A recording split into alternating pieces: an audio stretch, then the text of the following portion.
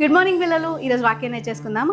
యెహోషువ 4వ అధ్యాయం 14వ వచనం. యెహోవా ఇశ్రాయేలు అందరి ఎదుట యెహోషువను గొప్ప చేశాను కనుక వారు మోషేను గౌరవించినట్లు అతని బ్రతుకు దినములన్నీ అతన్ని గౌరవపరిచాను. పిల్లలు, ఈ వాక్యం చాలా పెద్ద కనబడుతుంది కానీ మీకు ఒక చిన్న సింపుల్గా చెప్తున్నా.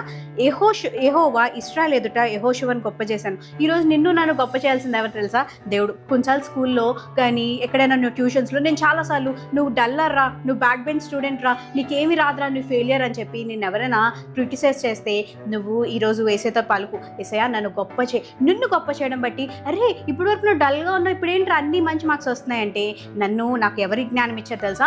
ఏసై జ్ఞానం ఇచ్చాడని నీ ఫ్రెండ్స్ అందరి ముందు టెస్టిఫై చేయాలి ఏసయ్యా నేను అని నువ్వు ప్రార్థన చేయి. నాకు జ్ఞానం ఇవ్వేసాయా. ఆ రోజు యెహోషువని ఎలా అయితే గొప్ప చేసావో, ఈ మోషేని ఎలా గొప్ప చేసావో ఈరోజు నన్ను కూడా గొప్ప చేసాయా అని ప్రార్థన చేయ పిల్లలు.